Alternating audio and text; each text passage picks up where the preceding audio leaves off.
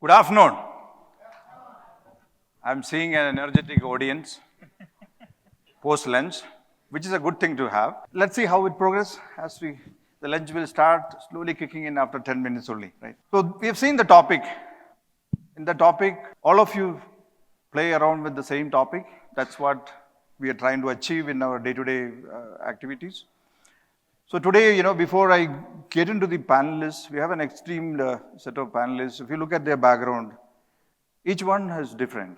We have somebody from the defense background, someone from the semiconductor background, somebody from someone who's making your bikes for you, and here is someone who connect all three from the ecosystem perspective. So that's the way we have identified the panelists. And in today's world, this topic itself, what I liked in this topic itself is, first thing is resilience. Post-COVID, this is the most widely used word, resilience for all of us.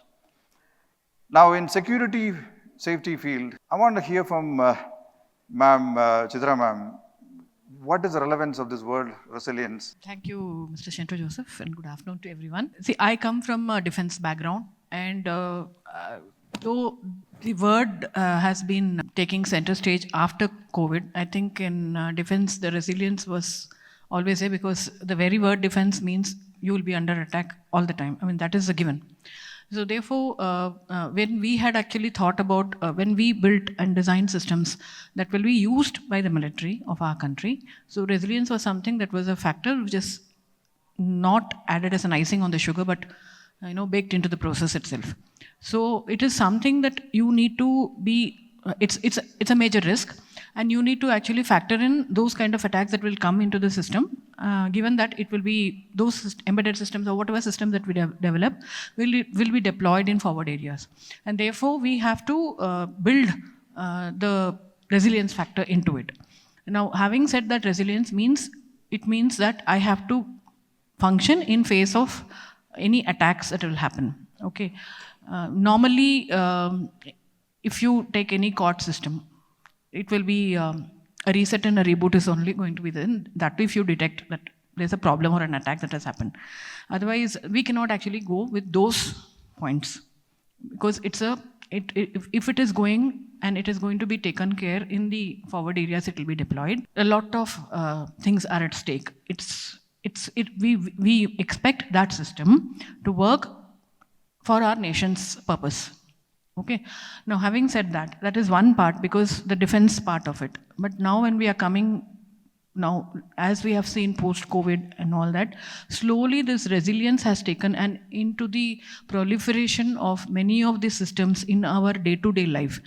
Even the non-critical things are also becoming very critical. Okay, for example, in medical and automotive, I'm sure you have many of these things where you have to be taking care of the reliability and you have to taking care of the safety.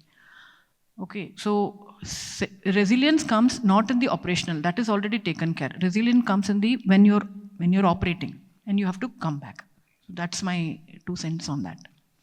Great. The bottom line, what ma'am is saying is, it is not really applicable to defense.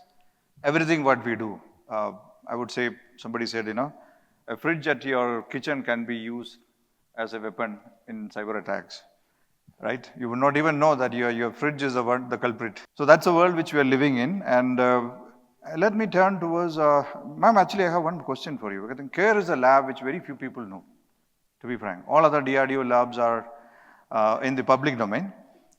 But because of the nature of the work CAIR is involved in, general public don't know much about it. So I wanted to get some perspective, what CAIR is doing in terms of the security. Security is cut across, in that space. As a lab, what you're doing. Actually, I should, on behalf of everyone here, thank the Government of India to have been having a 4-4-4 vision, thinking that AI is going to play a major role in, so this lab did not come 40 years ago. So therefore, and they knew that it is going to be multidisciplinary, and therefore it is not only the AI, the tenets of AI also, because if I'm going to be working for something in military space, the command and control, the information security, the communication security, all those things also play a lot of things, and on top of it you build your AI applications for carrying out operations. basically. So given that, one of the other major things that we work is also on the military communication and such like technologies, where, like I said, we have to be taking care of now everybody talks about cyber security, but we were talking 20 years ago also. So, so we build security that need not be operated by the so-called elite educated people. Like my previous boss used to say, the bhoop sing on the soldier war front needs to operate your system. So that is the first line of defense that he will be operating. So I will take from there that we have been there, done it, but yes, it's been quiet.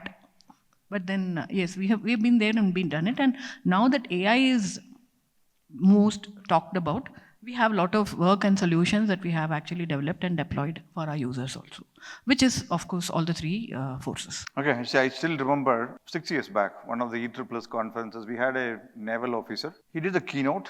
The topic even was complexity versus dependability. So his argument was having so much complex systems, no use unless they are secure when we really need it. And he said, it is high time we understand these aspects, put security as the first thing.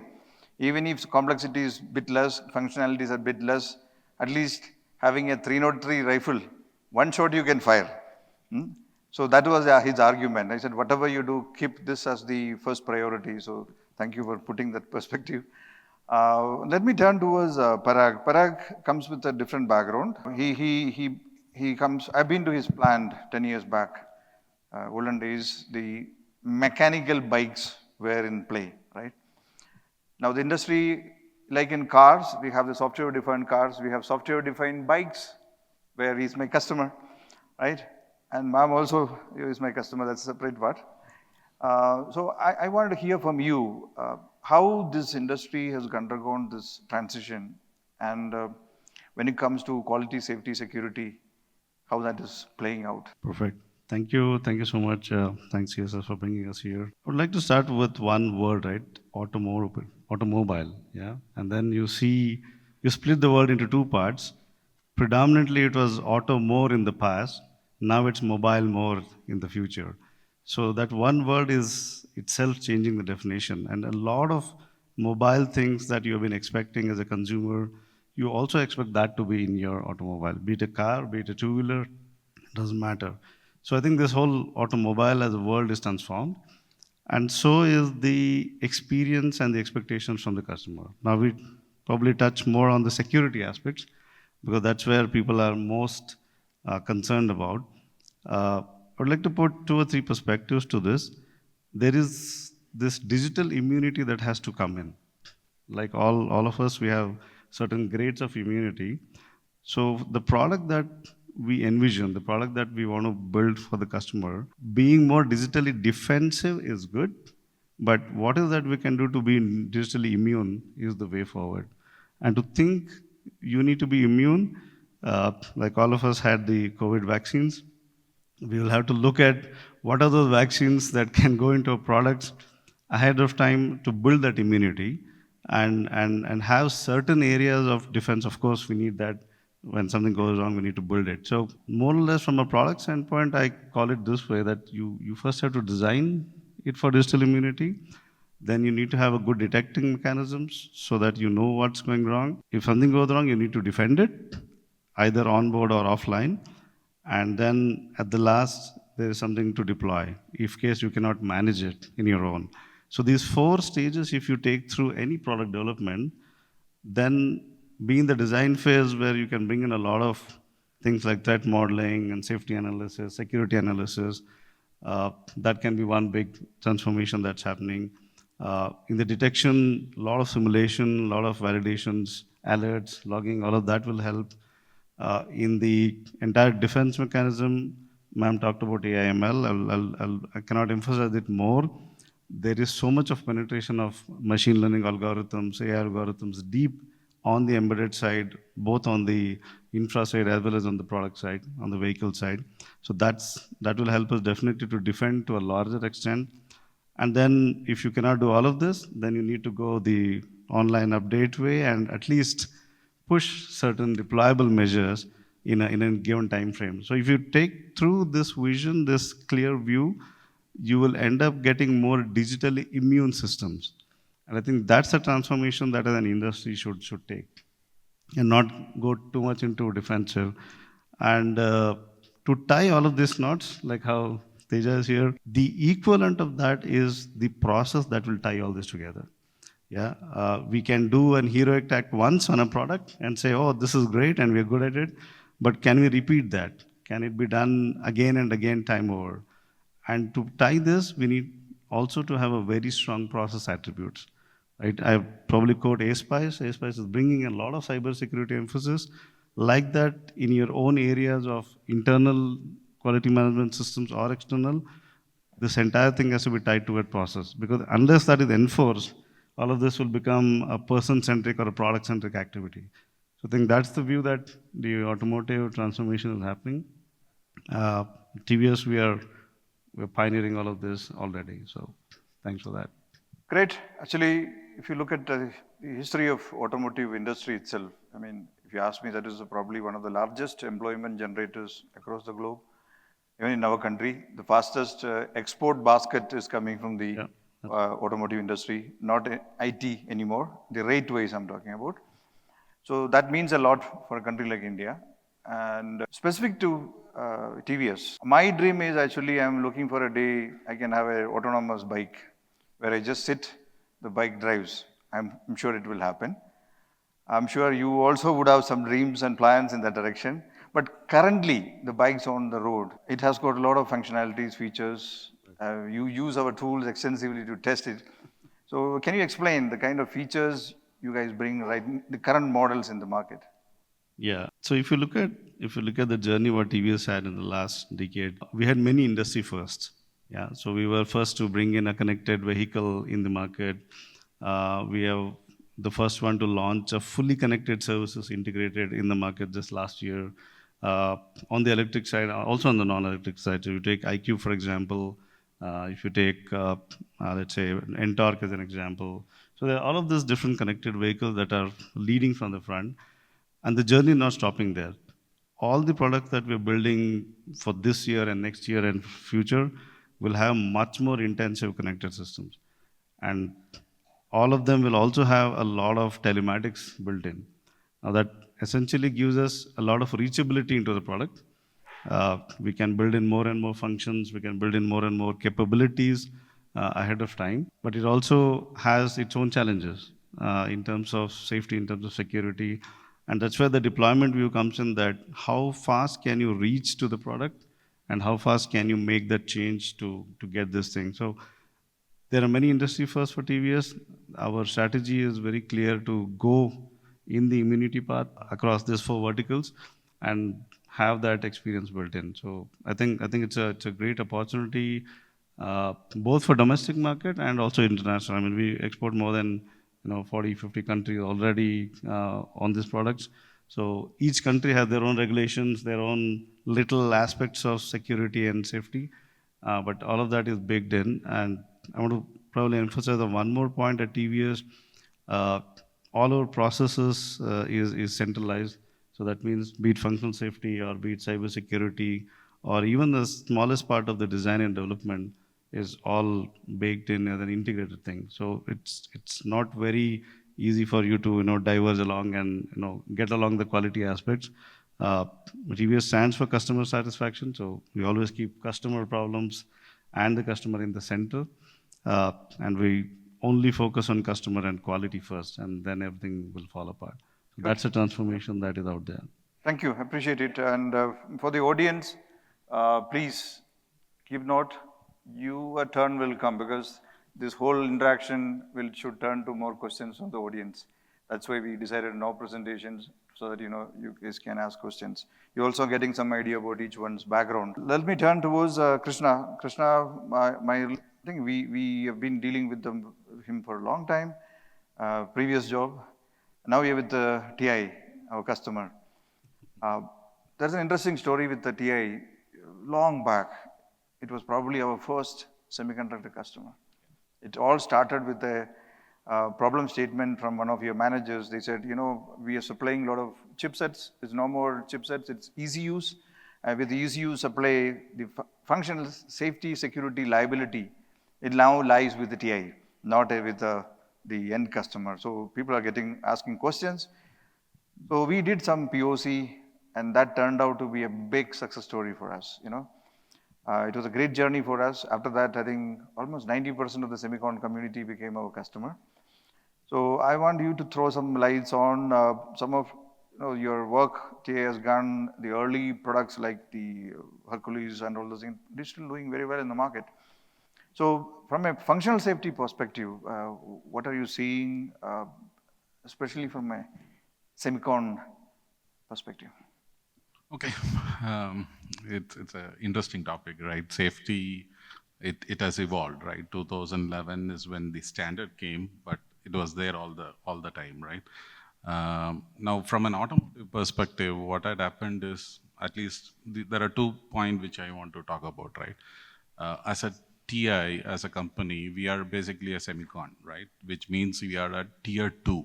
Right, and there are a tier 1 who is going to integrate and make the end use as application, and then sell it to the OEM, and then finally get to the vehicles, right? So we always assume it as a safety element out of context, which essentially means we say that this chip can be used in wide variety of things. So which essentially means I will say that this chip is capable of, say, ASIL D or ASIL B, depending upon that, and even from an industrial perspective, right? So which also puts a lot of effort on TI to make sure that the capability that it needs has to be met from the silicon vendor itself. That's point number 1. Now, everybody talked about the penetration of software-defined vehicle, software being the part of the whole journey, right? Now, this is also adding more expectation from semicons, where the responsibility or the effort from a tier 1 is becoming lean. So the expectation is coming more to the semicon vendors to make sure that it is productized, right? And no more, they want to look at more from a validation and that perspective. So that's the other pivot that is happening in the whole industry, right? So what we are trying to do is basically, okay, now this is more from a expectation from the industry perspective. Now, we also talk about quality, safety, security. All this is pivoting now, right? Everybody is coming with requirements for your CAL levels or ASIL B, D, and then you have auto spies on automotive. So you have all kind of variations happening, right? Now, from a semicon perspective, what we are trying to do is we are not making it like a complex rules and regulation that needs to be followed, right? We always feel that there is a lot of commonality between each of these models, right? And what is that commonality? How do we make that quality system more reliable to meet all this thing, right? I think Parag also talked about how TVS Motors quality system is enabling for different needs, right? So integration of process is becoming another trend which I see across board, where you need to make it simpler, right? I think the disruptive on automotive is making it as to think about innovations around it, right? Which drives you in terms of automation and other things. So to specifically talk about from a TA perspective, we are also now trying to change from a conventional V model and kind of things to a agile methodology. We have been adapting to customer needs. So the CI/CD has become a more common terminology now, right? And the investment that we are doing is huge, right? We have taken one floor only for keeping the farm, overnight testing, and how do we make it faster to the customer. So that's one thing which we are pivoting at, right? Now, this also adds more automation into our process, as well as in terms of the whole collaterals and everything which gets generated, right? So that's something which we are heavily investing on. So I think for the pivot we are doing is more from automation, and faster to market is what is driving the force. Yeah, coming back to TA itself, you of late, like any other semicon vendor, you also have a lot of products very specifically targeting functional safety and security market. Right. Can you throw some lights on that? Okay, yeah. So I think the whole at least I have been with TI for last 5 years, right? I have seen a trend of portfolio which we have built, right? Starting from a very $1 microcontroller to all the way to $50 processor, microprocessor, right? So which is for your ADAS level 2, level 4, L3 autonomous that we are talking about. It has got the AI analytics engines and other things built in, right? So that's the range of portfolio that we are building. And everywhere, this is becoming a safety, security is becoming a must. Now, the pivot that we are trying to do is basically when you have lower cost chips, right? The customers also expect a lot of things from us. And that's where we are also trying to look at ecosystem partners who can enable us to productize it to the customer. So that's the pivot that we are doing from a range of products that we are looking at. Good. I think with this, there's a connect. Actually, whatever you guys are making eventually is consumed by people like Parag, right? That's the beauty of this business. And now let me turn towards Teja. He comes with a very interesting background. The missing link in our country for anything, I always say it is ecosystem, right? People do it in pieces. And when we came to India in 2010 also, all my focus, and I told my team also, we should focus on ecosystem. Partners, we are a small pie in the whole game. Unless we work with others, it's very difficult. So I am so happy to see, in fact, our relationship started maybe just 2 months back. I met in his office. I was surprised to see, hey, here is somebody who understands the language what we are talking. Otherwise, DSCI, traditionally, they are from the data security field, policy development, and earlier what I was seeing a disconnect. Now, I found a couple of folks doing the real solid work in this space, and they have an advisor, again, an ex-Air Force senior officer. So I see a change. So I want to hear from you that, how you see the ecosystem evolving from a global perspective to Indian perspective. The Indian stories, always I see a disconnect, but I see it as an opportunity. So I want to hear from you. Sure. Thanks, Shinto. So essentially, DSCI, Data Security Council of India, is primarily a think tank and an industry body on cybersecurity. And we've evolved, I think, in the last 2 years significantly, expanding from the data security into a lot of verticals, including semiconductor, OT, security in the context of critical and emerging technologies, and so many other verticals. So security, at least in the context of India, we are seeing a lot of changes in the way people approach security. I really connect with Chitra ma'am when she said essentially security traditionally, at least in the context of embedded systems, has always been driven through the defense and mostly defense. And then I think in the last 5 to 7 years, there is a lot of shift. What we are seeing driven by the consumers. Consumers are expecting to have security baked into the product.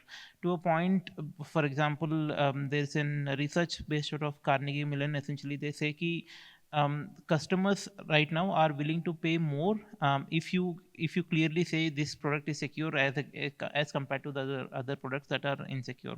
So that is a significant shift that we feel is important, and it should not be essentially top down. It should be rather bottom up approach that one has to take for security.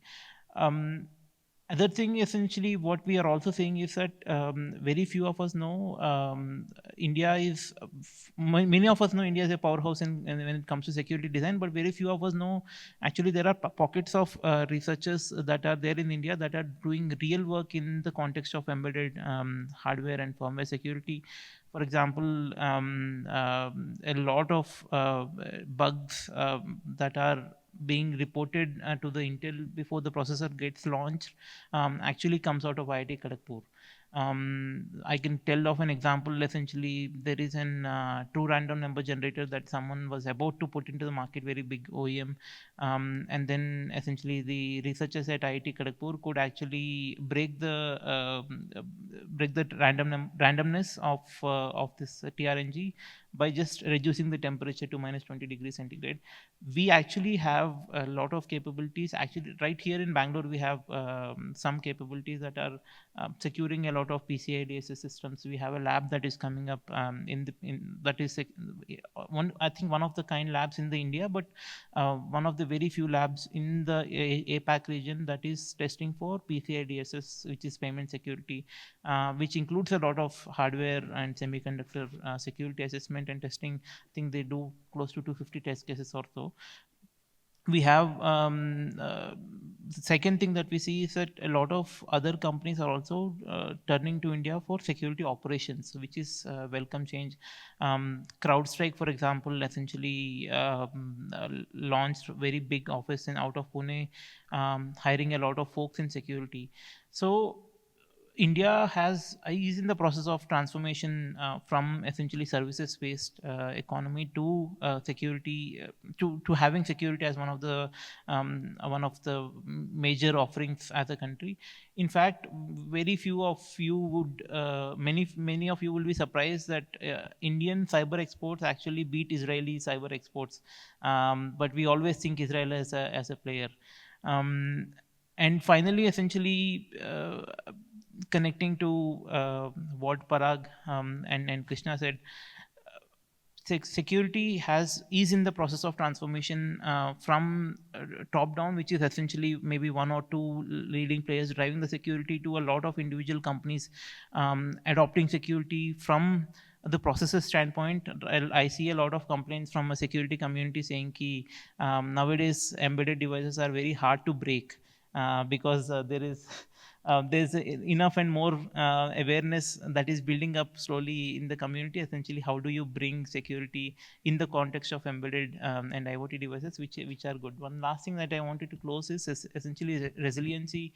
I don't know how many of you are looking at essentially having a post-quantum sort of implementations in your products. The quantum change algorithms are going to come up in the next, I think, in the next 5-6 years, but it will be mandated. So I invite all of you to start thinking about how do you have resiliency in the context of quantum algorithms that needs to be implemented in your products from now on. If you start planning now, only then will you be able to have something ready in the next 3-5 years. Good. First of all, I appreciate, all the way coming down from Delhi only for this. So, which is, something we all look at, show your commitment, not only for your personal commitment, even DSCI's commitment. I have one question to you. I think you guys are very active with the startups and as well as academia, both from a incubation activity perspective as well as from a skilling perspective. Mm-hmm. What are your initiatives in that direction? If somebody wants to collaborate with you, what all they should do? Sure. I always say this so DSCI is unlike any other company. Essentially, we are not driven by products or services. Essentially, we are proud to say we don't have any product or service of our own. But we engage with everyone in the ecosystem, be it academia, be it industry.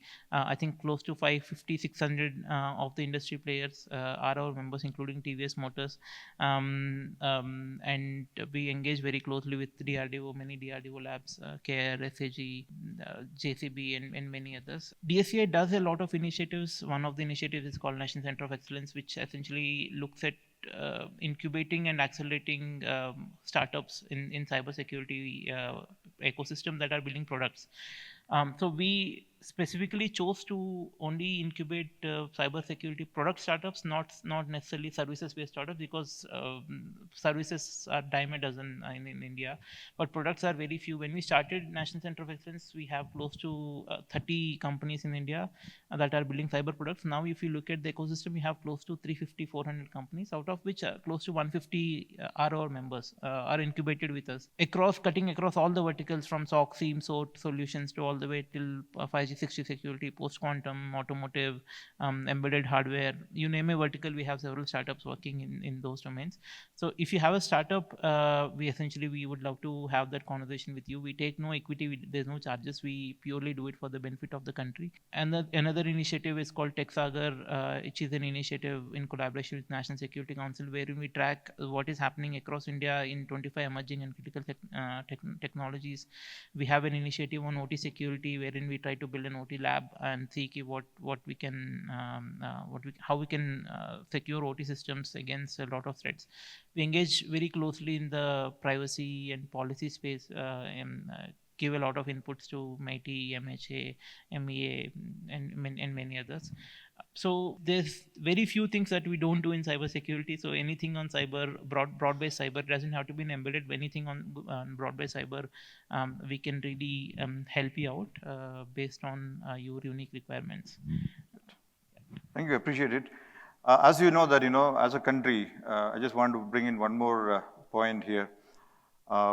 Defense, it's happening a lot in our country right now. If you ask, the most happening industry right now is defense industry, especially with the private players coming on board. Government is also keen in, especially Ministry of Defense is keen in improving the standards development. Probably I'm the first private sector nominee invited to co-chair 2 working groups. We have the member secretary sitting there. Lieutenant Colonel Arvind Chaudhary, would you please get up? Because the reason I'm telling you, if anybody would like to contribute to these committees for standards development for our country, he's available. You can meet him outside after this event, okay? On July 30th, we are doing an industry outreach program. I'm part of the organizing committee, where we're working with him, helping his team to do this in a big event. Again, reach out to him. It's free, but we want to make sure that, only the right guys attend it. Sir, please, thank you. It's time to take some questions. Why I brought up that is actually, these are all connected. One way or the other way is connected. As a country, if you really want to progress, this is the only way. There's no easy way to do it. Let's take some questions from the audience. We've got a couple of minutes before we wind up. I know nobody's sleeping, but then a bit tired, looks, the lunch is really working. Yes. Hope not to me. I have one question, maybe for the Krishna. So as a OEM, we see the functional safety at a different label we have defined in and out.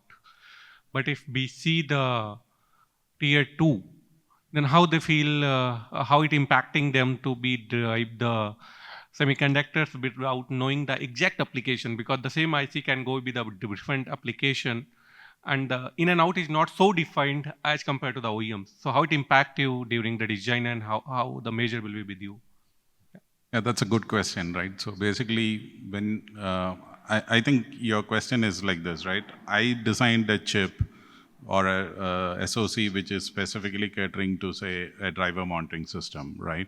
Now that chip is basically being used in another application, and how do the customer take the safety and other aspects for that SoC? Is that the question correct? Yeah, maybe other way. Okay. So typically what we do is, this is again the analysis that the tier 1 or the OEM does, right? So we tell about, from a safety perspective, the SoC, what all features and what all support that we have provided, right? Now with that, is that something which can be achieved for that end use application, is something which, again, a system partition and other things which will happen.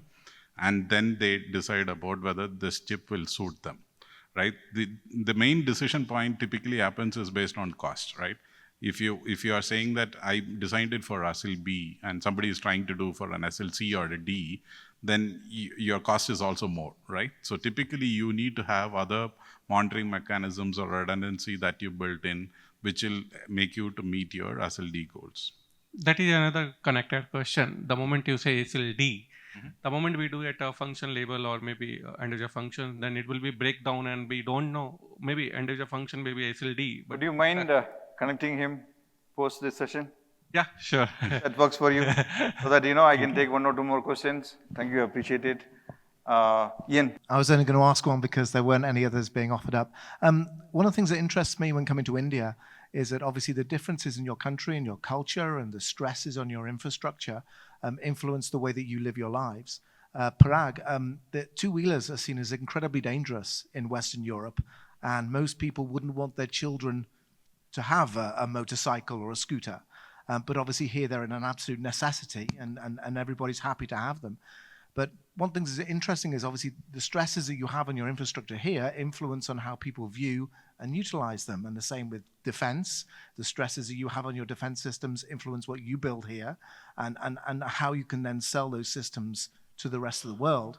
But in terms of last mile infrastructure and all these problems that we all have with automotive and transportation problems in the world, how do you see as being able to utilize your technology and your security systems to make two-wheelers safer, not just for Indians who are happy to have them and tolerate them, but also for the rest of the world who would benefit from them as well if they would only accept the cultural change that they would need for them? There you go. There's a question. Wow. All right, thank you. I think loaded one, but I'll make my best attempt and I'll have ma'am also support. Yes, I think there is a stress in the system, no doubt about it. Different places, different industries have different kinds of stress. We have one kind of stress, maybe there's some other stress in the other areas. Coming to the security and safety aspects, the ARAS, which is the Advanced Ride Assist System, is taking big transformation in the two-wheeler. A lot of sensor fusion is happening in the two-wheeler. You can already see parts of that coming in the product lines to make a lot of alertness of the ecosystem that you are in. That's one big development that will happen, and you will see that helping the rider in many aspects. It can be on the digital aspect, it can be on the road presence aspect, it can be your ride performance in itself. If you go a little bit outside the vehicle, there are big features that we launched called, let's say, geofencing, for example, where you don't want the vehicle to go beyond the periphery, right? And you want it to be in the safe vicinity of your child is going or stuff like that. So the entire technology of telematics and connected services is enabling us to at least reduce the stress in the system to the larger extent which can benefit directly to the consumer. I think that's a big benefit that is coming in. ARAS will make it only better. A lot of work is happening on the sensor fusion area to make sure that the detection of all of these different objects around you, which are out there, makes it more reliable. So anything that is happening in the four-wheeler will also happen in the two-wheeler, and there's really no real constraint. In fact, the two-wheeler is much more challenging than the four-wheeler because the environment is completely out and exposed, and you have to take care of multiple fold aspects. So I think those are the two main elements which are out there. Adding from a consumer standpoint, there's a large pull. The consumer is ready to pay for some of these additional safety technology. If you look at our latest launch, at least from a TVS standpoint, which was the Apache series, we bought in dual ABS, we bought in cornering assist braking systems. All of this, after you hit a speed of 60 or 70 kilometers, you can really sense the safety aspects of it. And a big transformation has happened in that area, and that will only get better with more and more embedded systems coming in, more and more sensors coming in, and getting that at the right cost. Because if you say that I'll give you a great ARAS system, but you have to pay $10,000 for it, INR, nobody is going to buy that. So making that balance of cost versus feature, and then bringing that essence of safety and security, and that has already happened in the products. It will only get better over time. And as it gets better in the vehicle, so is the stress will come down. So it's an actually both are helping each other to bring it down. Thank you. Over to you, ma'am. So I think maybe I'll just summarize, Ian. Our aim is to develop things further so that we can sell it to UK, as well as to your customers also. Also the export models, right? Yep, that's one. Any other question? We will have one more question. Yep, please. Just 1 minute left before I summarize it. Can somebody pass the mic quickly? My question is very basic. When you talk about safety and security, when a vehicle catches fire, when the electric circuit gets disconnected, the first thing happens is the doors get locked. And there are day to day, after introduction of the EV vehicles, a lot of incidents are there. What you are going to do for that direction to avoid that incidents? Anybody would like to? Yeah, I think. Yeah, I'll pick up and then others can. Electrification is a journey, yeah. So we have to look at it that way, right? And do you really think petrol vehicles have not caught fire in the past? Just open up some records and check. There are problems that are there. But what is important is not to stop at the problem. What is important is to see what really went wrong and how much of that resilience can we build in. I think that's the whole intent of making that journey possible. Now, if you get caught inside the vehicle permanently, if something is burning, then that's a problem. Then for sure that's not the intended behavior. But if you see, at least from a track record standpoint, what has really broken in the EV side in the last couple of months or years, things are really improved a long way. So it's a journey. I don't think we can say it's a binary answer and yeah, we are there and we're done with it. I'll just add to this as a summary. Standards and regulation goes hand in hand. Yeah, Slowly, we should be improving our standards, thereby the regulations. It's a chicken or egg game. It's a gradual evolution. Overnight, it will not happen. I'm pretty sure, as the consumers start demanding for safety and security, I've seen that's happening in the cars sector in India. Same thing will happening in the automotive space. All of the sectors will happen. Now, the trigger factor comes from us, we as a consumer. That will change the whole dynamics. No global automotive OEM can survive in any country without after ignoring the customers. They will not. Customer is the king. So I think we will be the game changer. With this, I wanted to summarize because time is up. Thank you, ma'am. You started off with, the resilience factor, how it plays out. I thought it is only applicable to some sectors, but you said every sector, it's all about that. Parag, you brought in the digital immunity. It's not only COVID vaccine, immunity is for digital space also. Importance of process, you insisted on that part. Krishna, you spoke about, integration of processes. The critical importance of tier 2 vendors. It is not just I fully agree with you because even though we work with almost all the vendors of Tata Motors and Mahindra and TVS, some vendors. So the real action right now is done by those guys, the tier 2 guys.